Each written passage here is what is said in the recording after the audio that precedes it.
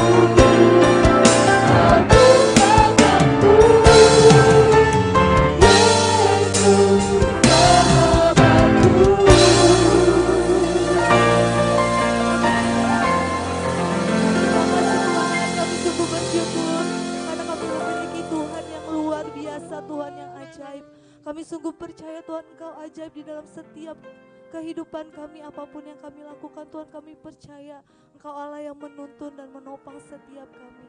Terima kasih Tuhan untuk siang hari ini Tuhan, kami boleh berkumpul di tempat ini untuk memuji dan menyembah-Mu ya Tuhan. Kami bersyukur semua karena kemurahan-Mu ya Tuhan. Terima kasih Tuhan, kami telah siap Tuhan untuk mendengarkan firman-Mu pada siang hari ini. Biarlah Engkau yang memberkati Tuhan, akan Kau Yohanes yang akan menyampaikan firman-Mu, dan Engkau yang mengurapi dia Tuhan, dan Engkau juga yang menyertai setiap kami dan memberkati setiap kami ya Tuhan yang mendengarkan firman-Mu. Hanya di dalam nama-Mu kami telah berdoa dan mengucap syukur. Haleluya. Amin. Saya serahkan kepada Kau Yohanes.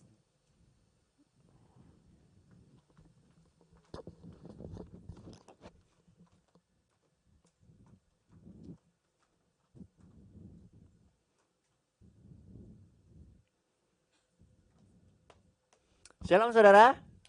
Shalom, saudara merasa diberkati Tuhan pada siang hari ini?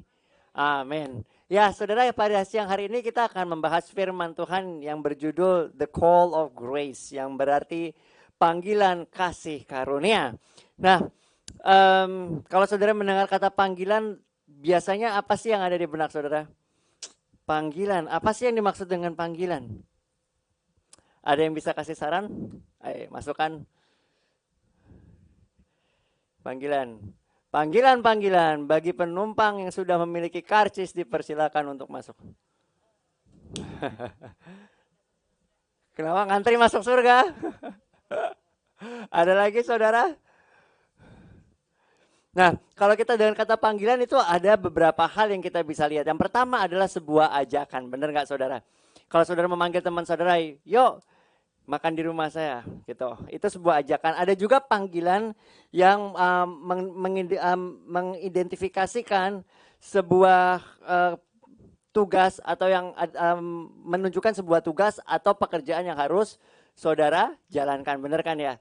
Dipanggil untuk jadi, misalnya jadi pelayan atau jadi pengacara atau apa. Nah, itu panggilan yang dalam segi yang berbeda. Nah, kalau di sini kita melihat bahwa panggilan mengenai kasih karunia ini diberikan kepada Tuhan.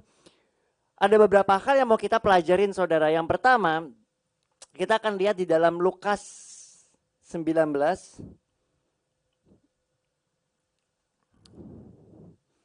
Lukas 19 ini berbicara mengenai panggilan dari yang namanya seorang Tuhan Yesus kepada seseorang yang bernama Sakeus. Mungkin saudara pernah dengar ya, ada kan lagunya di sekolah minggu. Sakeus, orang pendek. Ya benar nggak saudara? Nah, Sakeus ini seseorang yang memiliki pekerjaan sebagai apa saudara? Pemungut cukai. Tapi dia bukan cuma pemungut cukai. Saudara bisa lihat di ayat kedua, kita baca dari ayat yang pertama ya di Lukas 19. Yesus masuk ke kota Yeriko dan berjalan terus melintasi kota itu. Di situ ada seseorang yang bernama Sakeus, kepala pemungut cukai. Bukan cuma pemungut cukainya, dia kepala pemungut cukai. Dan dia seorang yang kaya, ia berusaha untuk melihat apakah Yesus itu, tetapi ia tidak berhasil karena orang banyak sebab badannya pendek atau kecil, betul. Maka berlarilah ia mendahului orang banyak lalu memanjat pohon ara untuk melihat Yesus yang akan lewat di situ. Nah, kalau kita lihat di sini saudara, kita bisa melihat bagaimana ciri-ciri Sakeus. Fisiknya adalah orang yang pendek. Dan dia ini pekerjaannya kepala pemungut cukai. Kepala pemungut cukai atau pemungut cukai itu merupakan seseorang yang pada umumnya saudara pada zaman tersebut seseorang yang dibenci saudara. Kenapa? Karena dia dianggap istilahnya memungut cukai itu dia itu bekerja untuk bangsa lain yang menjajah bangsanya dia. Misalnya gini aja lah, saya ambil contoh. Kalau misalnya saudara ini masih saudara tahu kan zaman dulu pernah dijajah sama siapa? Belanda, benar ya? Nah, ada pemungut cukai itu bekerja untuk Belanda. Maka saudara akan otomatis dan kebanyakan dari mereka itu juga memungut lebih daripada yang harusnya dibayarkan. Untuk apa? Untuk kepentingan mereka. Otomatis orang jadi, kok kisahnya kamu bukan bekerja untuk bangsa kita, tapi untuk bangsa luar. Benar nggak saudara? Yang pertama. Yang kedua adalah mereka memeras. Jadi bukan haknya dia, tapi dia mengambil hak yang jadi untuk orang lain, dia ambil untuk dia, untuk kepentingannya dia. Makanya kalau saudara lihat di sini, pada zaman dahulu mereka itu seseorang yang dibenci saudara. Kita bisa lihat keterusannya. Di sini dikatakan, ketika Yesus sampai di tempat itu, ia mulai ia melihat ke atas dan berkata, Sakeus, segeralah turun sebab hari ini aku harus menumpang di rumahmu. Lalu Sakeus segera turun dan menerima Yesus dengan sukacita. Ayat 7 saudara perhatikan. Tetapi semua orang yang melihat hal itu apa saudara? Bersungut-sungut. Katanya ia menumpang di rumah orang berdosa. Hal yang sangat menarik. Saudara bisa lihat semua orang. Ya kan, tetapi semua orang yang melihat itu apa saudara? Bersungut-sungut. Kenapa? Karena Sakeus ini orang yang gak disukain. Bukan hanya pemungut cukai, tapi kepala pemungut cukai. Nah, kita mau lihat saudara, apa sih yang menjadi pandangan Tuhan Yesus terhadap orang yang namanya Sakeus ini, yang dimusuhi oleh orang banyak. Tuhan bilang begini saudara, Sakeus segeralah turun sebab hari ini aku harus menumpang di rumahmu. Cara pandang Tuhan itu berbeda dengan cara pandang orang banyak. Kalau orang banyak melihat Mereka apa saudara? Bersungut-sungut. Kenapa? Karena mereka nggak suka dikatakan ia menumpang, Tuhan Yesus menumpang di rumah orang yang berdosa. Saudara lihat ayat 8. Tetapi Sakeus berdiri dan berkata kepada Tuhan, Tuhan, setengah dari harta milikku akan kuberikan kepada orang miskin, dan sekiranya ada sesuatu yang kuperas dari seseorang, akan kukembalikan berapa saudara? 4 kali lipat. Nah, di sini merupakan sebuah panggilan saudara. Panggilan dari mana dia yang tadinya memiliki pekerjaan yang tidak memuliakan Tuhan. Kenapa? Karena dia memeras orang. Benar nggak saudara? Karena dia ini mengambil apa yang bukan haknya. Tetapi di sini dia berkata apa? Pada hari ini setengah dari milikku kuberikan kepada orang miskin. Dan seandainya atau sekiranya ada sesuatu yang kuperas dari seseorang, akan kukembalikan 4 kali lipat. Dan apa yang menjadi reaksi Tuhan Yesus? Tuhan Yesus berkata kepadanya, hari ini telah terjadi keselamatan kepada rumah ini karena orang ini pun anak Abraham. Sebab anak manusia datang untuk mencari dan menyelamatkan yang hilang. Dan di sini saudara kita bisa melihat ketika Tuhan Yesus ini memanggil dia merespon dengan cara apa? Dengan cara memiliki perubahan dalam kehidupan dia. Yang tadinya dia memeras, dia bilang kalau ada seseorang yang kuperas, aku akan kembalikan 4 kali lipat. Dan dia bilang kalau setengah hartaku akan kuberikan kepada orang miskin. Nah, ini merupakan panggilan pertobatan bagaimana Tuhan Yesus berkata, hari ini telah terjadi apa saudara? Keselamatan. Sakeus dipanggil untuk mengenal Tuhan Yesus secara pribadi. Dia pengen melihat seperti apakah Tuhan Yesus itu. Karena badannya pendek, dia memanjat pohon. Dan Tuhan Yesus mengerti dan dia memanggil dengan nama. Sakeus, turunlah karena aku harus menumpang di rumahmu. Saudara mengerti bagaimana Tuhan Yesus ini mengenal setiap pribadi. Dan ketika dia memanggil Sakeus, dia melihat Sakeus dengan cara yang berbeda dengan apa yang dunia lihat. Dunia melihat Sakeus dengan cara, ini orang berdosa, gak pantas untuk diajak makan, benar gak? Tetapi Tuhan Yesus melihat dengan cara yang berbeda, aku harus makan di rumahmu. Dia menunjukkan belas kasihan. Sehingga apa? Sehingga respon dari Sakeus, dia ingin mengalami perubahan dalam dirinya, yaitu melalui panggilan Tuhan dia mau untuk memberikan apa yang dia miliki dan setelah itu apa yang dia peras dari orang dia akan kembalikan 4 kali lipat. Dan yang kedua saudara, kita akan lihat bagaimana panggilan ini merupakan panggilan pribadi. Ayatnya saudara ada di dalam Yesaya 43. Ayat ke-1, 2, dan 7. Yesaya 43 ayat 1, 2, dan 7. Firman Tuhan berkata seperti ini. Tetapi sekarang beginilah firman Tuhan yang menciptakan engkau hai Yakub, yang membentuk engkau hai Israel. Janganlah takut sebab aku telah menebus engkau, aku telah memanggil engkau dengan namamu, dan engkau ini kepunyaanku. Apabila engkau menyeberang melalui air, aku akan menyertai engkau. Atau melalui sungai, engkau tidak akan dihanyutkan. Apabila engkau berjalan melalui api, engkau tidak akan dihanguskan. Dan nyala api tidak akan membakar engkau. Semua orang yang kusebut dengan namaku, yang kuciptakan untuk kemuliaanku, dan yang kubentuk, dan juga yang kujadikan. Nah, kalau saudara lihat firman Tuhan ini, dia bilang seperti ini saudara. Aku telah memanggil engkau dengan namamu. Benar nggak saudara? Tuhan Yesus manggil Sakeus dengan apa? Nama. Sakeus turun. Dan kalau saudara lihat di sini bagaimana Tuhan ini mengenal apa yang diciptakan di ayat ke-7. Semua orang yang disebutkan dengan namaku yang kuciptakan. Pertanyaan mudah, apakah ini ayat berlaku untuk kita? Pastinya. Kenapa? Yang pertama, kita diciptakan oleh Tuhan. Yang kedua, kita ditebus. Firman Tuhan ini berkata saudara, dikatakan seperti ini. Semua orang yang disebut dengan namaku dan yang kuciptakan, yang kubentuk dan yang kujadikan. Tuhan menyatakan yang telah aku tebus. Nah, Proses penebusan ini saudara terjadi ketika Tuhan Yesus itu datang. Saudara bisa lihat di Efesus 1 ayat 7. Efesus 1 ayat 7 berkata seperti ini. Dan dalam Dia kita memiliki penebusan, yaitu pengampunan dosa menurut kasih karunia-Nya. Jadi di sini menyatakan saudara bagaimana janji yang Tuhan berikan di ayat 2. Ketika kita ini menyeberang melalui air, Tuhan menyertai kita. Ketika kita melalui sungai, kita nggak akan dihanyutkan. Dan melalui api, kita nggak akan dihanguskan oleh nyala api tersebut. Ini berlaku bukan hanya kepada bangsa Israel, tetapi apa saudara, kepada kita. Kenapa? Karena kita juga umat tebusan. Di dalam Kolose 1 ayat 13-14 firman Tuhan berkata seperti ini. Ia telah melepaskan kita dari kuasa kegelapan dan memindahkan kita ke dalam kerajaan anaknya yang terkasih.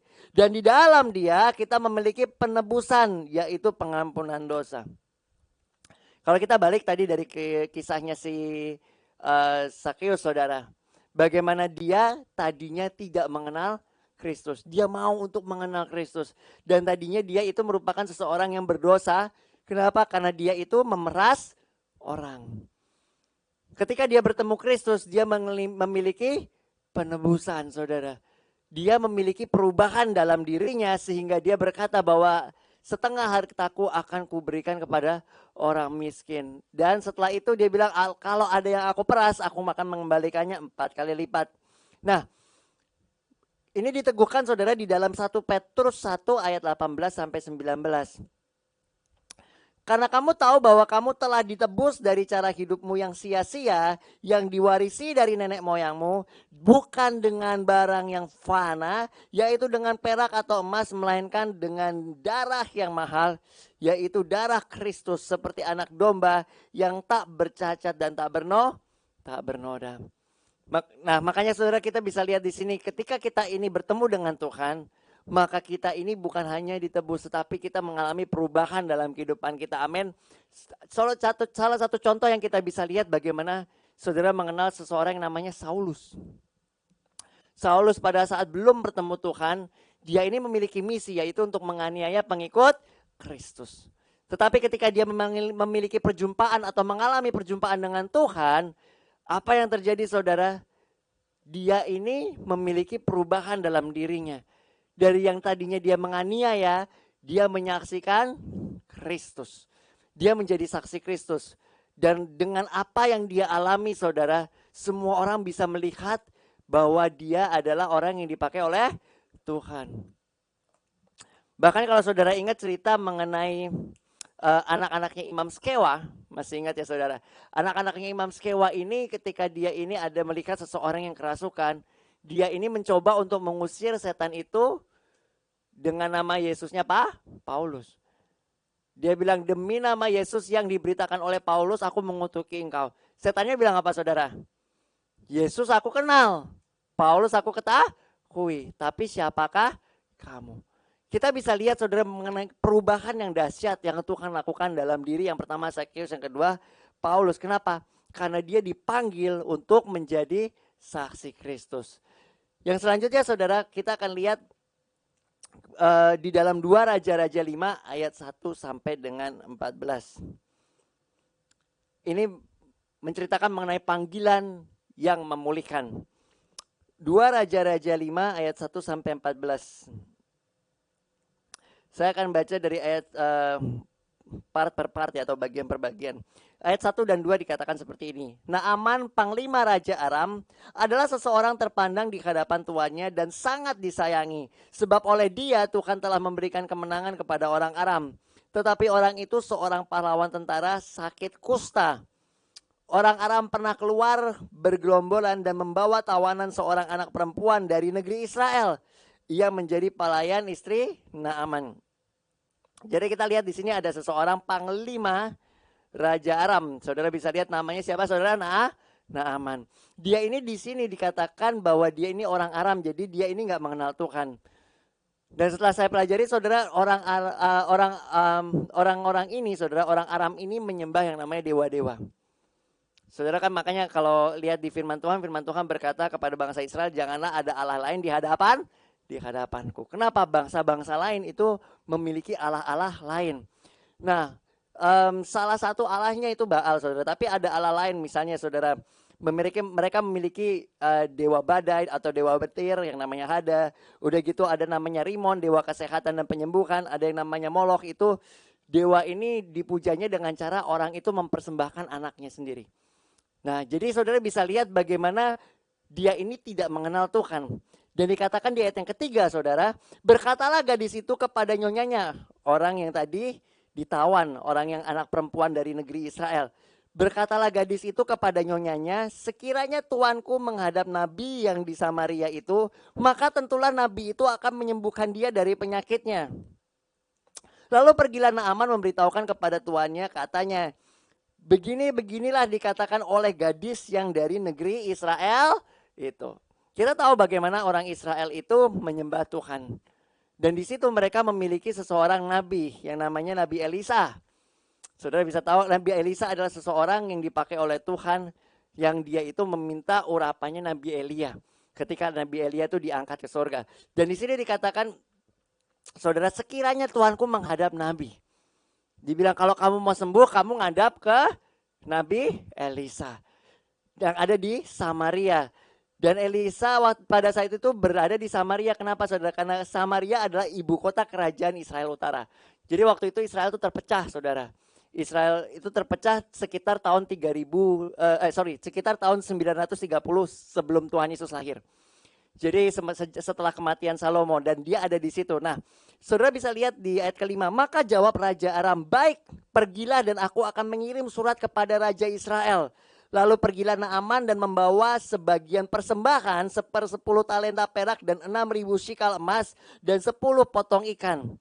Ia menyampaikan surat itu kepada Raja Israel berbunyi, sesampainya surat ini kepadamu, maklumkanlah kiranya bahwa aku menyuruh kepadamu Naaman pegawaiku supaya engkau menyembuhkan dia dari penyakit kustanya. Ayat 7, segera sesudah Raja Israel membaca surat itu, dikoyakkanlah pakaiannya serta berkata, Allahkah aku ini yang dapat mematikan dan menghidupkan, sehingga orang ini mengirim pesan kepadaku supaya aku sembuhkan seseorang dari penyakit kustanya. Tetapi sesungguhnya perhatikanlah dan lihatlah, ia mencari gara-gara terhadap aku. Jadi Raja Israel ini gak terima, saudara. Kenapa? Karena dia nggak memiliki kemampuan seperti itu. Tapi saudara bisa lihat yang menarik di sini.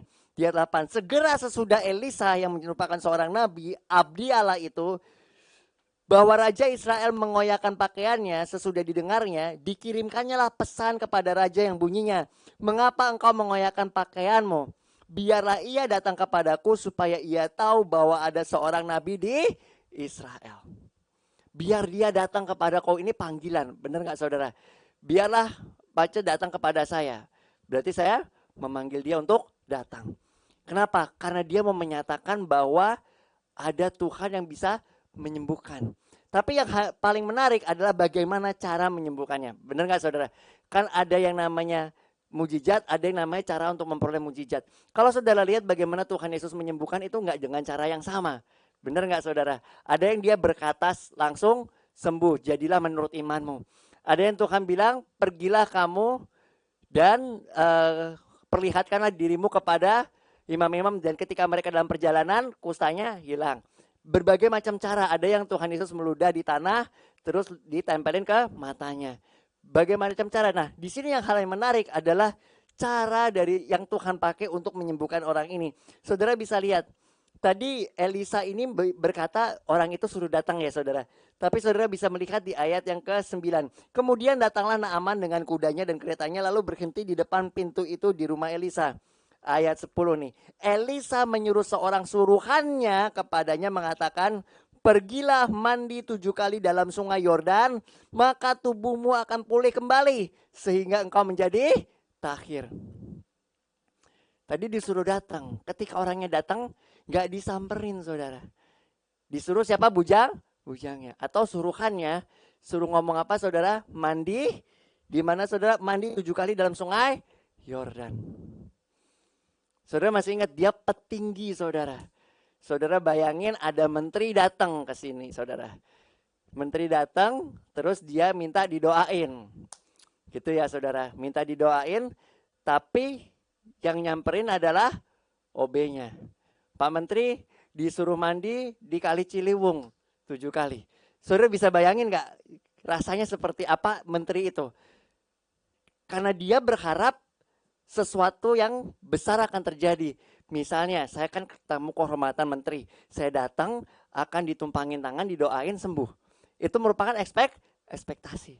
Tapi yang terjadi apa? Dia harus pergi untuk mandi. Dan di sini dikatakan mandi 7 kali dalam Sungai Yordan. Ini proses perendahan diri saudara. Bagaimana dia tidak langsung menemui nabinya nggak langsung menemui dia, dan dia harus mandi. Dan saudara bisa lihat di sini firman Tuhan menyatakan, tetapi pergilah Naaman dengan gusar sambil berkata, aku sangka bahwa setidak-tidaknya ia akan datang keluar dan berdiri memanggil nama Tuhan Allahnya dan menggerak-gerakkan tangannya di atas tempat penyakit itu dan dengan demikian menyembuhkan penyakit kustaku. Ekspektasinya tinggi saudara. Tapi yang dia terima berlawanan. Tapi saudara melihat bagaimana ketaatannya itu menghasilkan mujizat. Kita akan lanjutkan saudara, di sini dikatakan, bukankah Abana dan Papar sungai di Damsik lebih baik dari segala sungai di Israel? Bukankah aku dapat mandi di sana dan menjadi tahir? Kemudian berpanggilah ia dan pergi dengan panas hati. Maksudnya apa sih saudara? Kok disuruh mandi di tempat yang kotor? Ekspektasi dia kalau suruh mandi ya suruh mandi di tempat yang bersih. Tapi saudara bisa melihat pegawai di ayat 13. Pegawainya datang untuk mendekat serta berkata kepadanya, Bapak, seandainya Nabi itu menyuruh perkara yang sukar kepadamu, bukankah Bapak akan melakukannya? Apalagi sekarang ia hanya berkata kepadamu, mandilah dan engkau akan menjadi tahir. 14. Maka turunlah ia membenamkan dirinya 7 kali dalam Sungai Yordan sesuai dengan perkataan abdi Allah itu. Lalu pulihlah tubuhnya kembali seperti tubuh seorang anak dan ia menjadi tahir. Saudara bisa lihat bagaimana cara Tuhan bekerja itu di luar ekspektasi manusia. Ekspektasinya Naaman, dia pengen dia dihormatin, ditumpangin tangannya, sembuh. Tapi yang Tuhan inginkan untuk dia merendahkan diri. Dengan cara apa? Mandi bukan di sungai yang dia harapkan, yang bersih tetapi yang kurang bersih. Kita bisa melihat bagaimana Tuhan memanggil kita dengan tujuan. Amin saudara. Tuhan itu mau supaya kita mengenal dia secara pribadi. Dan firman Tuhan menyatakan di sini ketika kita dipanggil, kita dikuduskan, maka kita diperbaharui. Sakeus diperbaharui pemikirannya. Bagaimana dulu dia ini mencari keuntungan untuk dirinya sendiri, dikatakan dia sangat kaya saudara. Tetapi setelah itu dia tidak lagi mencari keuntungan untuk dirinya sendiri. Ketika dia bertemu Tuhan Yesus, dia mengalami kasih Tuhan dan dia mengasihi sesama. Dia ingin memberikan apa yang dia punya, kalau ada yang diperas dia mau kembalikan 4 kali lipat.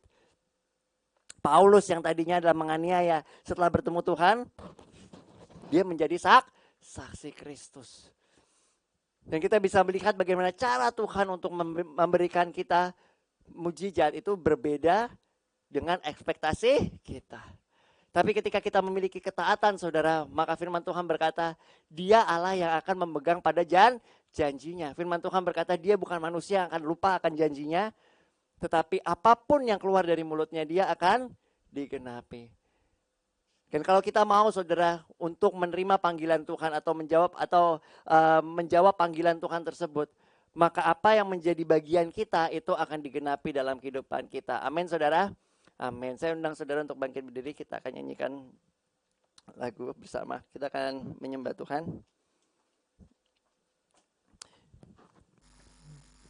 Kami bersyukur Tuhan atas kasih-Mu dalam kehidupan kami, yang memberikan kami panggilan sorgawi ya Tuhan, untuk memiliki perubahan dalam kehidupan kami Tuhan.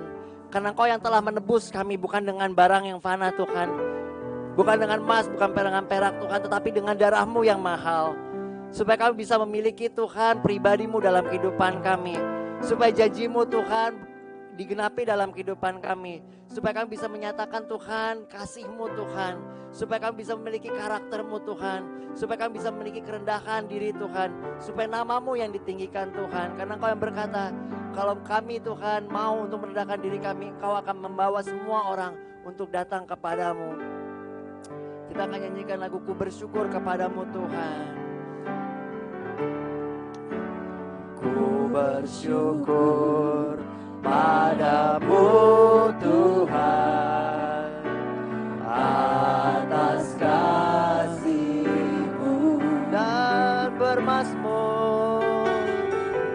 bermasmur bagi nama-Mu yang kudus. Katakan saudara, sebab Engkau kebenaranku, sebab Engkau kebenaranku, padamu ku percaya. Betapa mulianya Tuhanku, ku rindu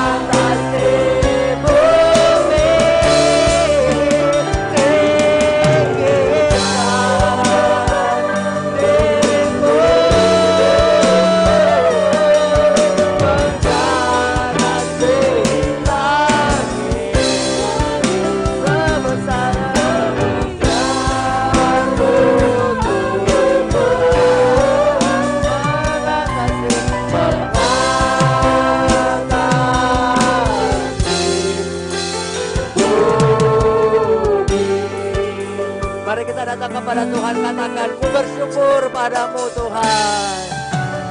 Ku bersyukur padamu Tuhan atas kasih-Mu, atas kasih-Mu.